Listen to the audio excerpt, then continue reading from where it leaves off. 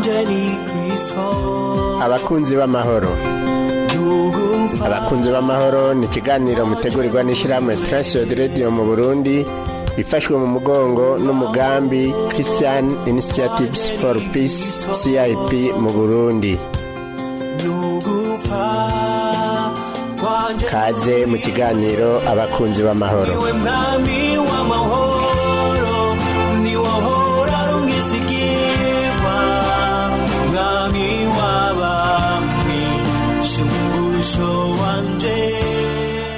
Ndakora mukije nshuti mugenzi mukuza kino kiganiro abakunzi b'amahoro.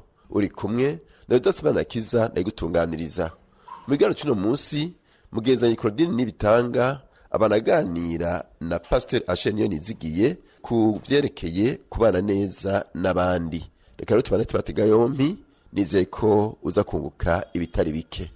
Nari nababajije none uno munsi ko ivyo byose byahabaye hoko gukingo wa mubano usubira umubano mwiza twumve ko turi bene mugabo umwe. Ico kogwa reka ngira mvuge bibiri kimwe ndakivuge ku ruhande rw'abakirisu mugabo kandi mvuge n'ico kogwa ku ruhande rw'abarundi muri rusange kuko umubano mwiza ntitukeneye hagati y'abakirisu gusa turanawukeneye mu gihugu muri rusange. Abakirisu barafise umuti mugabo uwo muti si bose bazi kuwukoresha kandi bugiye ufise umuti mwiza ntuwufate ingwara irakwica. Umuti dufise n'uyuhe ni ijambo ry'Imana. Yego twebwe dushoboye guca bugufi munsi y'ukuganza kwa Kristo tukemera guca ahaducishije tukamenya ijambo kandi tukarishira mu ngiro tukemera kurongorwa na mpwemu yera biroroshe ko tuba abantu bafise umubano mwiza. Kibazo inguvu z'ukuganza kwa Kristo n'inguvu z'ukuganza kw'ibikomere dufise n'igihe kirusha ikindi nguvu. Sivuze ngo Yesu Kristo n'umwami w'umunyantege ahubwo rero twebwe turabanyantege nke mu kumwumvira bigaca biha inguvu byabikomeye. Ugaca usanga no mu rusengero turabana amazuru ujya vahe kubera iki inguvu duha ibikomere ni nini kurusha izo dushira mu kumvira Kristo.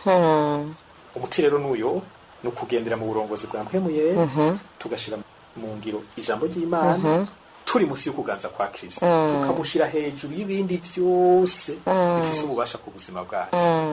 N'umuti woroshe mugabo usaba kwitanga kwiyegurira Imana no gukora ibintu bishobora gutuma abantu batwita abasatsi.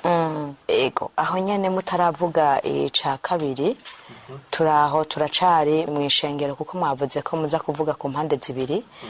Ego uwo muti niwo ariko turafise kandi abantu muvuze bya bikomere agira ati none ujya pastor shindamutse suku nuko umva muri bwa budasa twavuze ugasanga nivyo biriko biragaruka.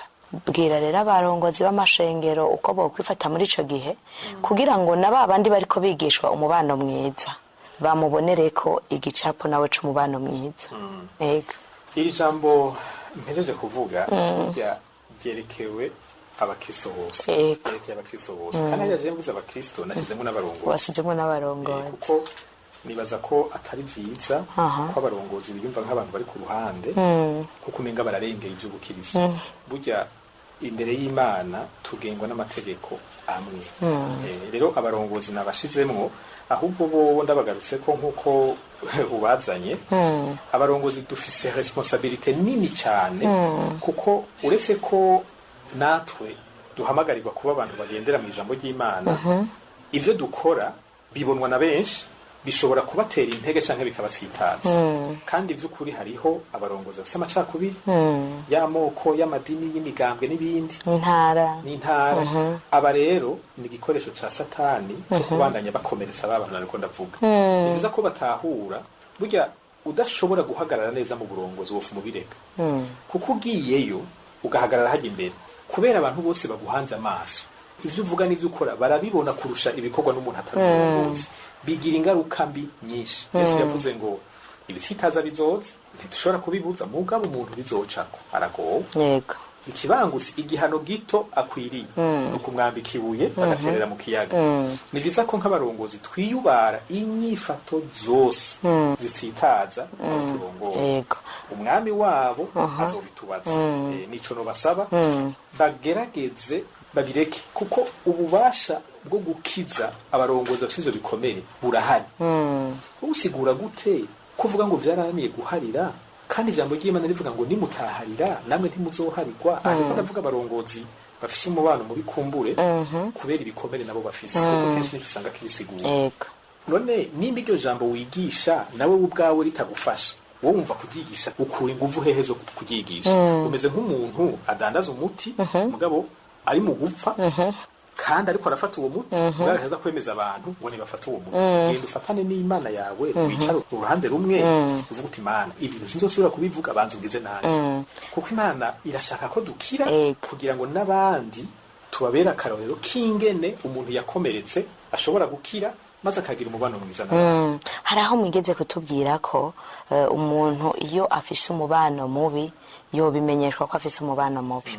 Nibaza ko namwe abarongozi mukorana neza, ndibaza ko hari igihe muhora muhurira ahantu hamwe mukaganira. Mwavuze rero ati ego hariho abarongozi usanga vy'ukuri umubano wabo ari mubi, none bihora bishika mukababwira iyo mubonye ico kintu ku murongozi ko afise umubano mubi, birashika mukamubwira ati rero umurongozi raba hano hantu. Biravana hanini n'ukuntu muba mwegeranye n'uburyo bwo kuvugana buba buhari. Jewe ivyo maze kubona, ivyo maze gukora ni ukubibabwira mu buryo bw'inyigisho. Hariho inyigisho twigeze kubamwo zo gukira ibikomere no kunywana, la réconciliation. Ni naje nari naziteguye ico gihe narabibabariye kandi koko bari bahari kuko hari abavuga ko bafise ibikomere ibintu byabababaje cyane badashobora no guharira mbere bumva nyene guharira bidashoboka. Ari rero twaronse umwanya wo kubivugana, ariko kubijanye n'ibi byo kuvugana mu buzima bwa misi yose bica bivana n'ingene mwegeranye n'uwo muntu n'akaryo ko kubimubarira ufise, kuko hari igihe wumva ibintu ku muntu mugabo wowe utamuzi udashobora kuronka aho wohera ngo bimubaze, kuko ni n'ibintu burya bitoroshe bisaba kubuza ukuri nyene ukwiye kugira ngo ushobore kubikora. Iyo bishoboka ari umuntu vy'ukuri bimenyekana, notera intege uwubizi kandi ashobora kumushikira ko bimubarira mugabo akabikorana umutima w'ubuntu la grâce. Burya nibi turiko tuvuga ko hariho abarongozi bigora n'abakirisu bigora, si vyiza ko biza mu mforo yo guca urubanza kuko twese turi mu rugamba rwo guhinduka. Kandi ico jewe maze kuba nahindutse ko sinkwiye guca nsuzugura ubutarashobora guhinduka kuri ico kintu. Iyi Mana yampinduye yashobora nawe kumuhindura ejo. Rero bigakogwa muri uwo mutima wo gutahura ko umuntu ariko aragwana intambara atarashobora kunesha mugabo ko igihe cose akigendana n'Imana, Imana izomuhindura. Hakabamwo ubuntu cane ntiyabamo guca urubanza. Murakoze cyane, mwatubwiye ku ruhande rwa mbere rw'abakristo ko bikwiye ko bumvira ijambo ry'Imana hanyuma bakumvira na mpwemu. Mwari mwavuze rero ko ari impande zibiri, twari tugeze rero ku ruhande rw'abarundi twese. Ego. Abarundi nabo bose tubifatiye ku rugezo rw'igihugu, ariko kandi tukabivuga nk'abakirisu biza biciye mu nzira zibiri. Icambere ijambo ry'Imana riravuga ko Imana ariyo yaremye amahanga. Biri mu vyakozwe n'intumwa igice 17 ku murongo wa 26. Ariko kandi riravuga ko Imana ifite umugambi wo guhezagira amahanga. Ivyo biri mu Itanguriro 22 ku murongo wa 18. Imana niyo yaremye Uburundi. Mu ziriya nzira zose vyaciyemwo Imana yari yiziciri kwirakora. Yagaragaye mugabo niyo yashimye ko Burundi bugeraho bugeze ubu. Kandi Uburundi ni rimwe mu mahanga agize isi. Mu mahanga Imana yifuza guha umugisha n'Uburundi burimo. Mugabo uravye ingene Imana iha umugisha amahanga, yaraduhaye akarorero ku Bisirayeli. Yarabihishuri irabereka ingene bazoyisenga, mugabo ikirabaha n'amategeko agenga ubuzima bwabo bwa misi yose. Ikirababarira nzobagira ihanga rya mbere, nzobagira umutwe nimwubahiriza ibi bintu nabasaba. Hariho ico no kwita amategeko y'ubuzima. Bamwe bashobora kuvyita amategeko agenga ivyaremwe, les lois naturelles. Kandi ayo hariho nayerekeye imigenderanire y'abantu, les relations sociales. Nk'abantu twisanze muri iki gihugu, nta kwihenda kwabayemwo. Umuntu wese yitwa Umurundi ari mu kibanza kwiriye kubaho. Nta muntu ari mu Burundi kubisanganya nasa nawe, tudasa, tuvyumva kumwe, tutavyumva kumwe. Ivyo bintu nta na kimwe bihindura. Ikintu ca mbere dukwiye gukora nk'abarundi ni kwakirana. ziriya nyigisho biriya vyiyumviro bivuga ngo banaka nkuko womenga bo ntibanganya uburenganzira bwo kwitwa abarundi nanje kijya ni kinyoma kandi nta nahandi kiva ni kwa Satani. Imana niyo yashimye ko umuntu wese yitwa umurundi abaha. Reka rero tubanze twakira ivyo kutabona ibintu kumwe no kutiyumvira kumwe bize mu nyuma, mugabo twabanje kwakira ico ni cambere. Kandi hano hari kosa rinini ryaje ryinjiriye muri za nyigisho navuga ababirigi batuzanamwo, bashaka kutwereka yuko hariho bamwe baha n'abandi batarabaha, bamwe beza n'abandi babi, ugaca mu umenga abo babi ntibafise uburenganzira bwo kubaho. Ari navyo vyavuyemo n'ubwicanyi butandukanye no gukomirana mu burongozi bw'igihugu. Tubanze twakirana aho hantu tutahashoboye, ivyo dupagiza vyose ngo dushaka amahoro, dushaka ibiki, ntibishoboka. Umubano mwiza utangurira ku kwakirana mu budasi. Hanyuma ica kabiri, ega ni vya bindi nyene navuga kandi tumaze kwakirana muri ubu budasi, twirinde ijambo, ibikorwa n'inyifato, amatitude atuntuza bene wacu.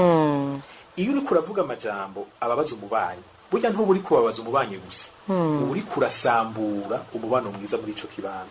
Uravye Mose ivyo yabwiye Abisirayeli, yari yanababujije ngo ntihazagire umuntu ngo yama ariko arateranya abantu. Aya majambo atuma hariho abantu bacanamwo, hariho abantu bababara, tuyirinde cane. Aho mvuze amajambo ndashiramo n'ibikorwa, bya bintu vyose bituma hariho bamwe mu Barundi bumva batamerewe neza. Mu vy'ukuri ukumererwa neza kwanje gufatanye no kumererwa neza kwabo dusangiye igihugu bose. Nico gituma dukwiye guhindukira aho kuronderera ukumererwa neza kwacu mu kubabaza abandi, ahubwo tukuronderere mu kubagirira neza. Aha rero namaze kuja kuri rwa ruhande rwa cakiri navuga, uruhande rumwe ni ukutabakorera ibibi, urundi ruhande ni ukubakorera ivyiza. Mbega uyu mubanyi wanje akeneye iki? Ni giki agikorewe co mufasha? Kwa kundi nyene nanje mba nipfuza ko agirira neza. Uko murabona Imana imeze ukuntu, irafata ibintu vyayo ikabipanga, igashishiraho n'amategeko abigenga. Mubaye ibipfu ntimuyumvire, nimwe mugorwa. Mugabo muyumviye naho mumererwa neza. Nta muntu adasonza, nta muntu atagwara, nta muntu adakenera gufashwa, nta muntu adakenera abantu bamutabariza iyo bimugoye, nta muntu adakenera gukingirwa. Naho hari ubudasa hagati yacu, hariho ibintu twese dukeneye. Iyo rero je nshoboye kubimukorera, ninda bimukorera ntaravye ngo uyu ninde. Kuko twamaze kwitwa Abarundi. Aha twarafashwe, turi mu kamashu, turabana neza, canke naho turabaho nk'abantu nyene bagowe. Rero abarundi nico nobabwiye, mugabo kandi ndazi ko bigoye kubera kahise navuga. Hariho abantu gushika ubu bagendana ibisebe, bibuka ibintu bakorewe vyarijanye, ntibanamenye ingene vyagenze, ababivye ababatuririye amazu vyahereye iyo, ababiciye abantu nta cavuyemwo, usanga imitima yabo iremerewe cane. Abo ntitwosuzugura umubabaro wabo, ariko nobatera intege ngo naho vyoba bitarashika ngo baronka ababafasha kumenya ingene bokira ibikomere. Biragoye kubana neza n'abantu ufise ibikomere mu mutima. Bo nyene barashobora kwironderera abo bafasha ku gatwe kabo. Ko ntidukwiye kuguma turindiriye uko turindira imyaka iri kwirahera, uwo mururazi dufise niwo turiko turatanga mu bana bacu n'abatwegereye. Tuzohava dusanga noneho mu myaka izoza bibaye bibi kurusha n'ibi, hamwe tutokira ibi bisebe tugendana vyo mu mutima. Rero bagire effort, bagire kwitanga kugira ngo ivyo bintu bibarimo babikire, kuko batabikize biragoye gose ko haba umubano mwiza. Hanyuma burya nivyo bica bivamo na y'amajambo rero atukuza abandi, kuko ucumenga uravyemerewe ubu uri kurasohora mu bisanzwe ibintu bikurira. Ni ibintu bigoye mugabo kandi bishoboka. Ngabise mu vy'agakiza turafise ububasha bukiza, ariko n'abadakijijwe baronse abantu babafasha birashobora kugabanya umururazi ubarimwo, gutyo gukorerana ikibi bikagabanuka. Ego ndiko ndibaza ko vyerekeye ibyo mumaze kuvuga, ibyo muhajije kuvuga ko umuntu yotera intambwe bivanye na vya bikomere akagenda kurondera. Ikibazo nciye nibaza, ubwo abantu baratahura ko bafise ibikomere? Ico kibazo nico kuko abantu benshi ntavyo batahura. Bo bibaza ko ari bisanzwe. Urabona mu mico yacu hari ukuntu tutemera neza ibi bintu byo kugira ingorane mu mutwe no mu bigumbagumba, la santé mentale.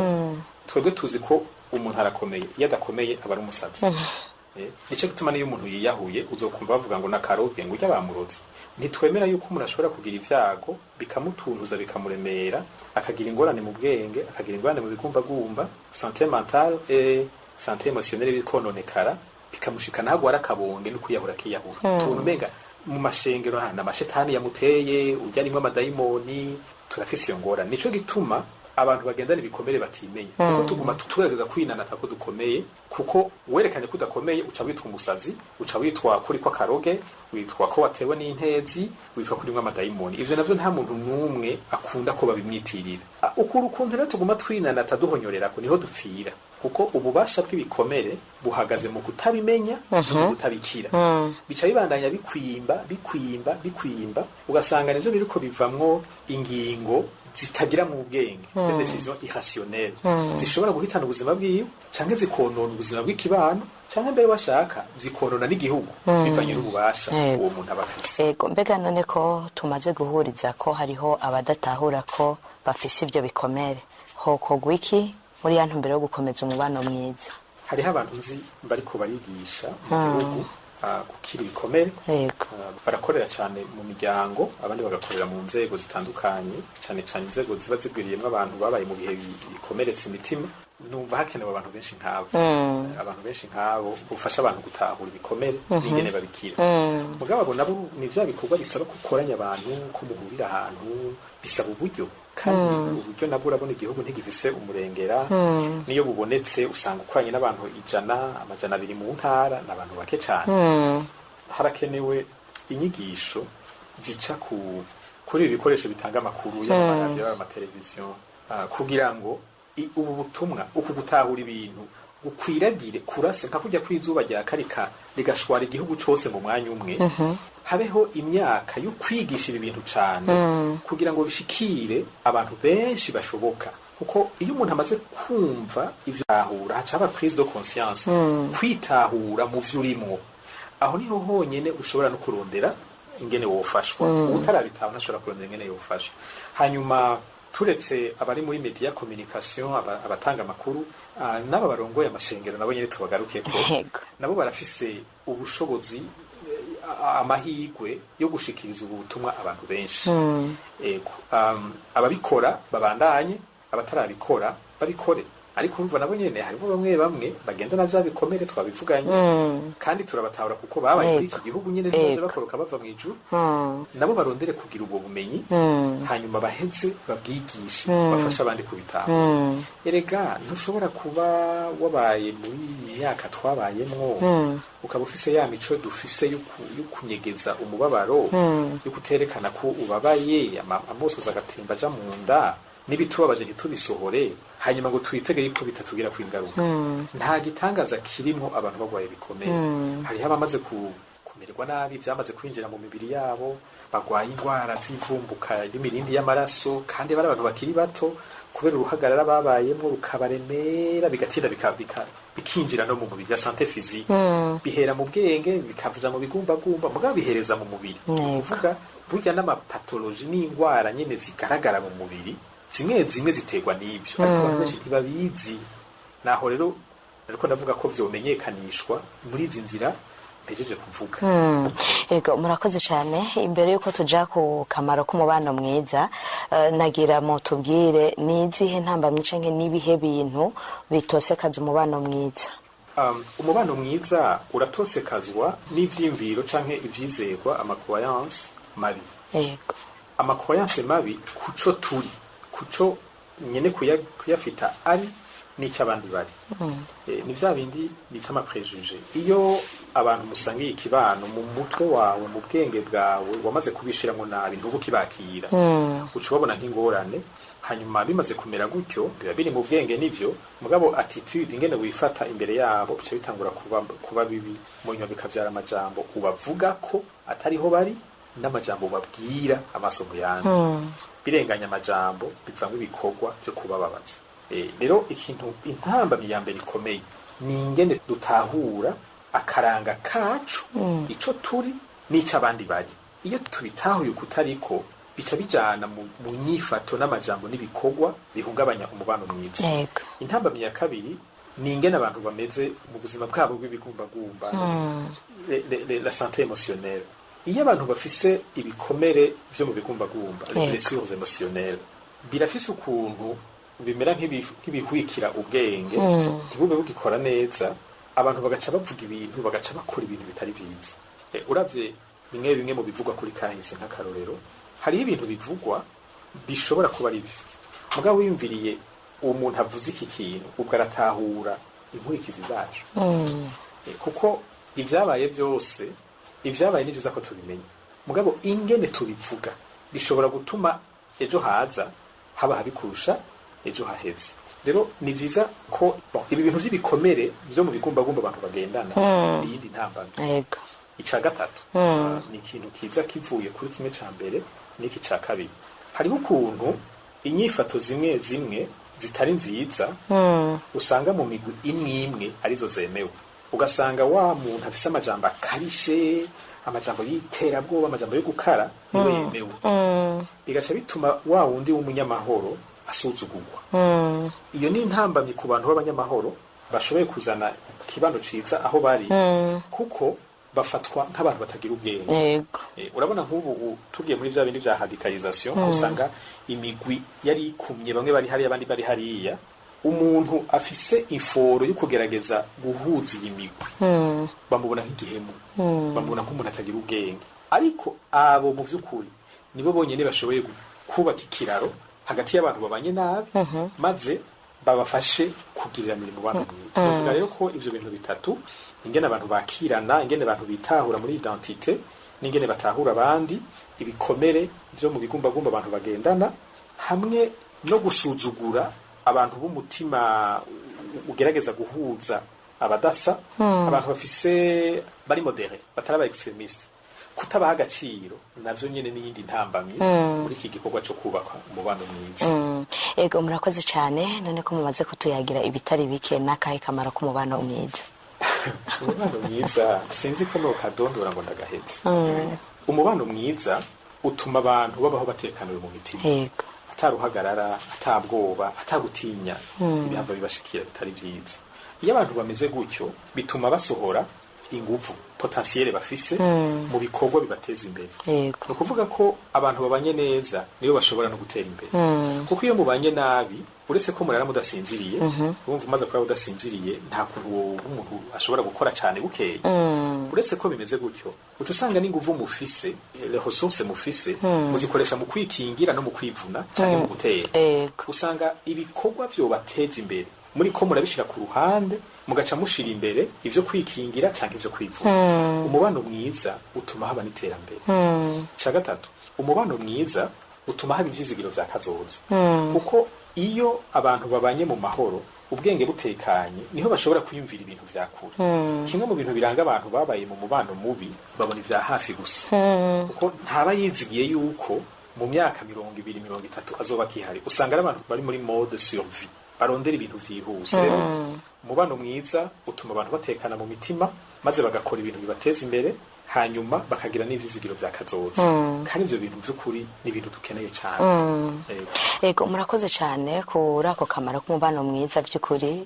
Muratubwiye ko ari ikintu gituma abantu babaho batekaniwe. Hano nyene rero ngira nce ngaruka kuri wa muntu mwavuze, wa wundi yipfuza kuba afise umubano mwiza mu bandi, atunganyiriza abantu.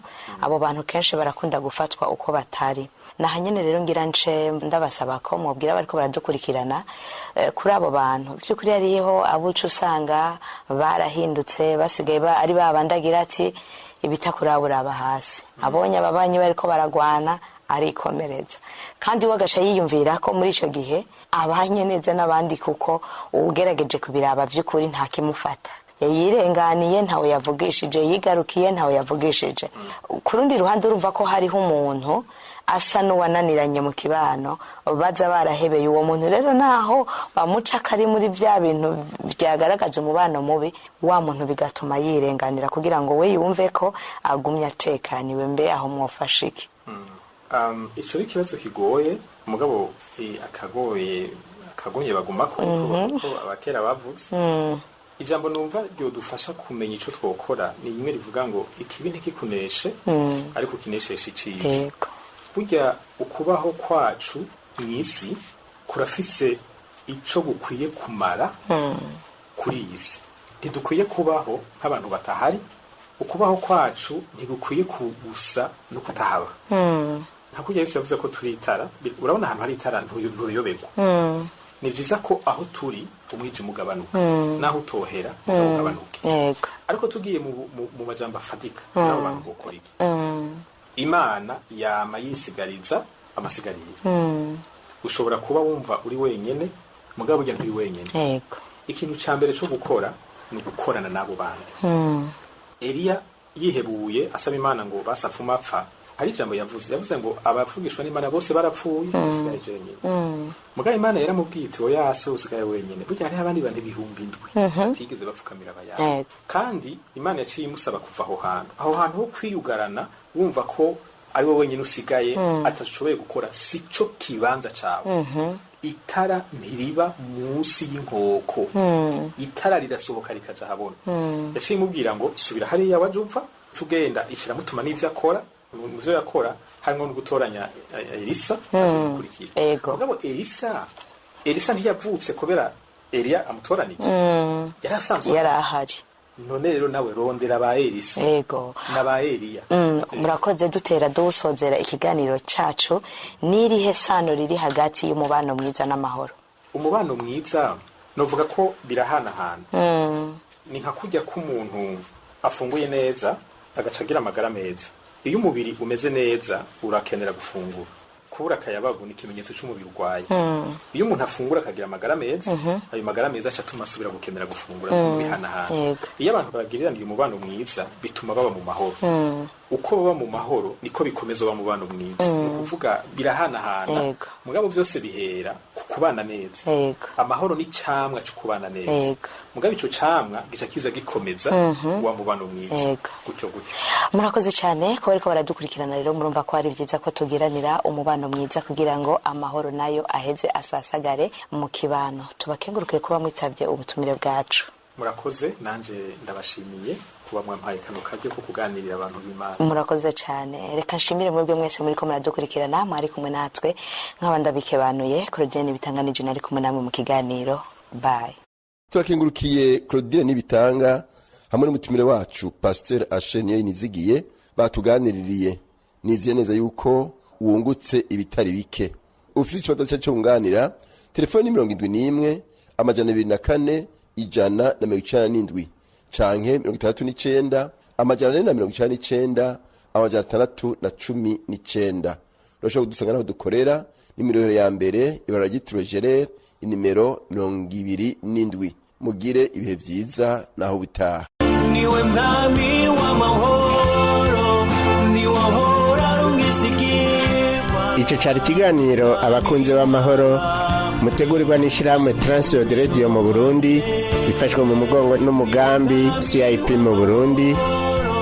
Ukaba nawe ugomba kutubaza cyangwa kutwunganira, ushobora kutwandikira cyangwa ukadutelefona wanditse ukoresha agasanduku ka posta 1140 i Bujumbura, canke email twrburundi@gmail.com, canke naho ukatwandikira ubutumwa bugufi kuri telefone ngendanwa inomero 79 amajana 387 199.